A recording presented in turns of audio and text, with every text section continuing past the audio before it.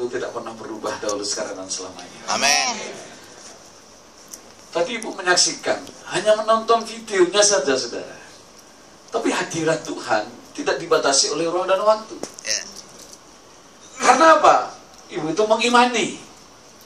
Bukan kepada TV-nya, saudara. Tetapi mengimani bahwa dia percaya Tuhan Yesus sanggup menyembuhkan. Melalui apa saja, saudara, Tuhan bisa menyembuhkan. Bukan sekedar minyak urapan saja. Bisa dengan sapu tangan Rasul Paulus menyembuhkan orang. Bayangan Petrus bisa menyembuhkan orang. Nonton TV, orang bertobat, saudara. Ya. Memegang TV-nya saja ketika ada KKR, disembuhkan. Banyak cara Tuhan menyembuhkan orang, saudara. Tetapi semuanya itu karena iman, percaya kepada sumber penyembuh, yaitu Tuhan Yesus Kristus. Amin. Miliki kuasa Allah. Katakan bersama saya, 2, 3. Miliki kuasa Allah. Saya tidak tahu, mungkin saudara sedang berbisnis, sudah punya usaha. Saudara sudah mencoba berbagai cara untuk meningkatkan omset saudara. Tetapi penting sekali, saudara, bahwa setiap saya dan saudara, Tuhan sudah berikan kuasa itu. Kuasa untuk apa, saudara? Ya, karena Allah itu sanggup menghapus hutang. Ini harus tahu, saudara. Apa benar, Pak Pendeta? Yang sanggup menghapus hutang itu ya bank yang bisa minjemin hutang. Saudara, mau saya katakan, Anda harus mengetahui bahwa Allah kita adalah Allah yang sanggup menghapus hutang dan membuat Anda mengalami kemerdekaan, saudara.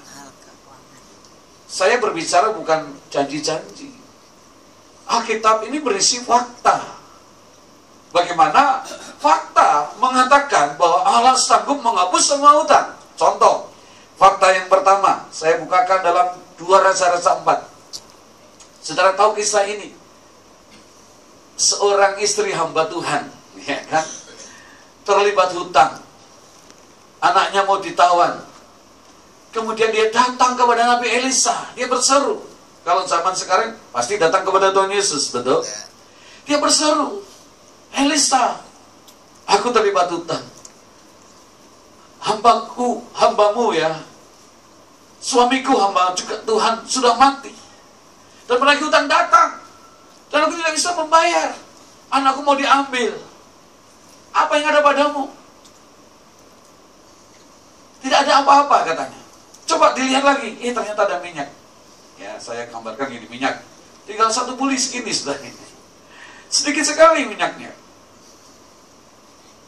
Langsung hambanya berkata, kamu pergi keluar, pinjam bencana yang kosong, sebanyak-banyaknya, tutup pintu, dan bersama keluarga anak-anaknya mau tuangkan di bencana yang kosong itu, saudara. Dan ketika janda ini taat, saudara, saya bisa membayangkan ya kasihan juga ya istri hamba Tuhan itu, saudara. Ditinggalin cuma minyak. Kalau saya tadi naik kereta, saya lihat ibu-ibu luar biasa trendy semua, saudara ya. Saya lihat dari tasnya sama sepatunya tuh pasti sama. Tasnya merah, sepatunya merah, saudara. Belum kacamatanya, belum tasnya saya lihat bermerek semua. Belum listrik pamerin dari Amerika, wah luar biasa. Gelangnya emas semua, saudara. Wah, ini ibu-ibu mau belanja ke Pekalongan, mau ngapain gitu ya. Kelihatannya ini suaminya pasti cukup kaya gitu, saudara. Saya bayangkan dengan ibu janda ini yang tidak ditinggalin apa-apa, malah ditinggalin utang, saudara. Jadi kadang-kadangnya sekarang anak-anak muda kalau masuk pernikahan, kalau yang suaminya bisnis, istrinya bisnis, mereka datang ke notaris dulu, saudara. Untuk hitung-hitungan harta gono gini. Supaya apa? Kalau suaminya mati duluan atau istrinya mati duluan, tidak meninggalkan utang, katanya, saudara. Sekarang udah ada, saudara. Di Jakarta saya lihat, kamu mau nikah kenapa ke notaris? Karena dia pengusaha, Pak. Saya juga usaha. Usahanya masing-masing, katanya. Nanti kalau suami saya mati ninggalin utang gimana, Pak? Tetapi sebenarnya kalau Alkitab, ya hartamu ya hartaku ya. Tetapi sekarang sudah kemajuan seperti ini, saudara. Alkitab mengatakan janda ini berhutang, saudara. Tetapi Tuhan menolong janda ini dengan kuasa yang sangat luar biasa. Ketika dia taat, dan kemudian penuh semua bencana dan dijual, dan dia hidup dari sisa hutangnya dilunasi, dia masih punya simpanan. Apakah kemudian kalau simpanannya habis kemudian hutang lagi?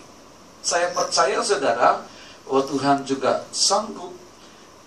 Saya percaya janda ini pasti ketemu dengan suami yang baik lagi, hanya terpeliharalah anak-anaknya juga. Boleh menikah kan kalau sudah meninggal, betul. Kita sebagai hamba Tuhan sekarang terutama tidak boleh menikahkan kalau yang cerai hidup.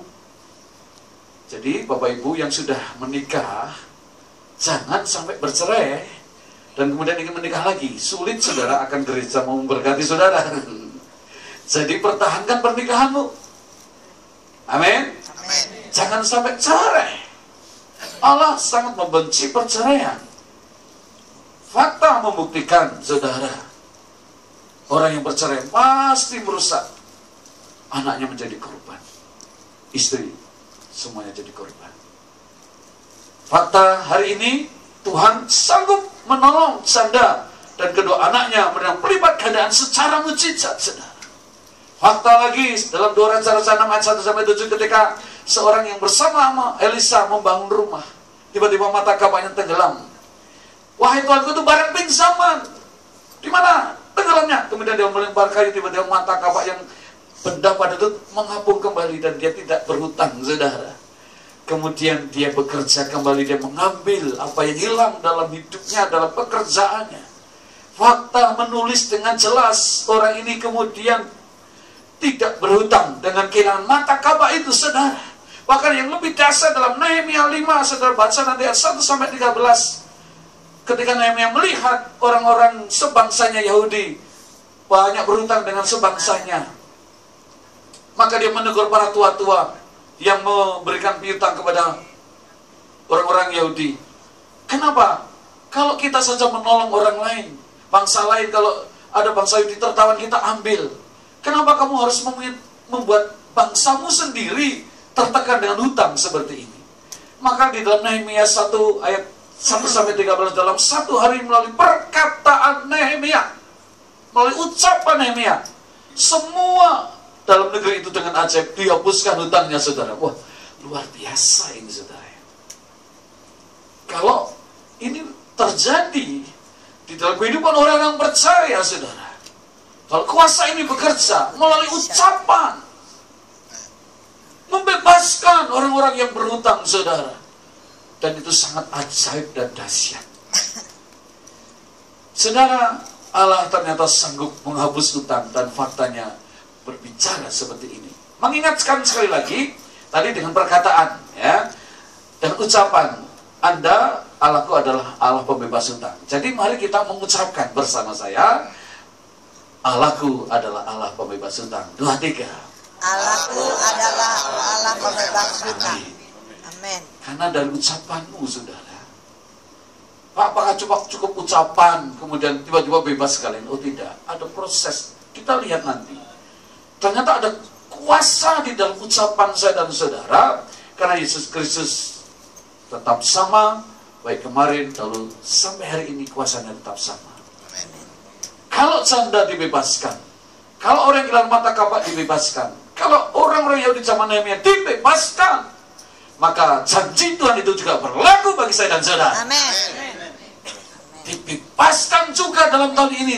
Amin. Beriman, saudara, mengucapkan perkataan. Saya selalu mengajar dengan ucapan perkataan ini. Kalau saudara yakin dan percaya, Bilangan 14 ayat 28, apa yang kau ucapkan Tuhan nanti laksanakan. Amin. Lepaskan, saudara. Maka hadapi dengan ucapanmu. Amin. Jangan sembarangan, jangan gegabah, jangan sembrono. Engkau mengucap salah, maka tertanamlah kesalahan terus dalam diri orang itu. Engkau mengucapkan kutuk, maka kutuk yang terjadi dalam hidupmu, dalam usahamu, aduh, parah nih, aduh, berat nih, aduh, susah nih. Maka yang susah yang akan terjadi, saudara. Tetapi kalau saudara bisa berkata, puji Tuhan, aku diberkati oleh Tuhan. Puji Tuhan, aku mengalami terobosan keuangan. Puji Tuhan. Sudah ucapkan perkataan-perkataan yang membangun diri saudara. Jangan suka mengutuki dirimu sendiri. Aku ini jelek, aku gak mampu nih, aku bodoh, sudah saudara. Itu makanan iblis, saudara. Jadi dia mengintimidasi, dan kita diintimidasi, kamu kurang, kamu bodoh, kamu tidak bisa, kamu tidak mampu. Ucapan itu ada kuasanya yang begitu sangat dahsyat. Dengan ucapan saudara, engkau bisa memberkati, engkau bisa mengutuk. Lidah ini seperti api, saudara. Ada kuasanya yang begitu dahsyat. Apalagi kalau itu diucapkan oleh orang yang percaya kepada Tuhan Yesus Kristus. Amin. Itu sangat-sangat dahsyat dan mengubah keadaan yang tidak baik menjadi sangat baik. Amin. Saudara kasih Tuhan, next. Jadi Allah sanggup menghapus hutang, dan faktanya seperti itu. Dan yang kedua harus tahu, Allah tidak pernah membedakan.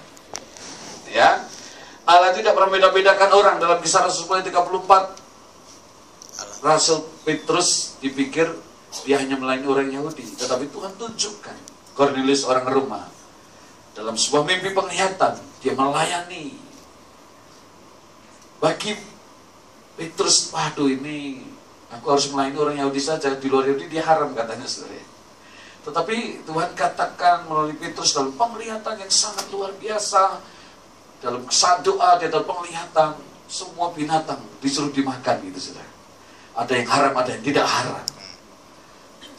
Petrus protes, Tuhan ini kan binatang haram kan tidak boleh dimakan. Tapi Tuhan katakan, apa yang aku nyatakan haram, jangan kamu nyatakan halal.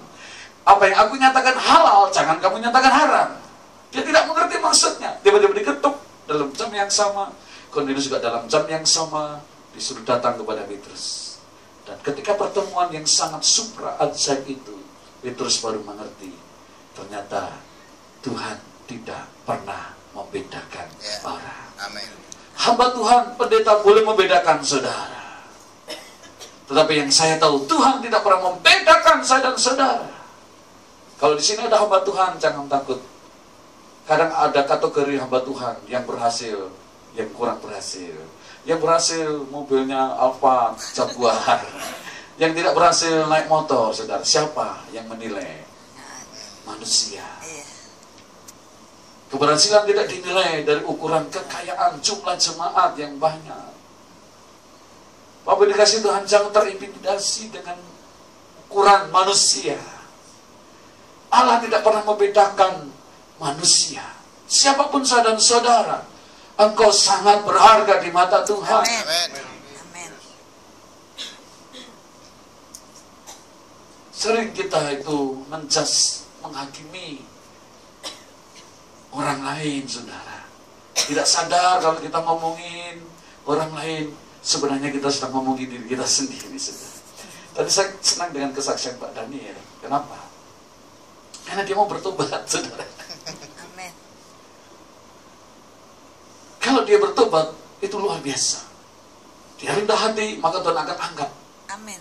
Dan Amin. saya tahu seperti Daud, ketika dia tidak mau mengusik seorang hamba Tuhan, meskipun Saul mengejar, mau membunuh siapa Daud, ya, dalam hatinya dia tidak ada kesempatan dia mau bunuh, tinggal berantem, tinggal tusuk aja, saudara.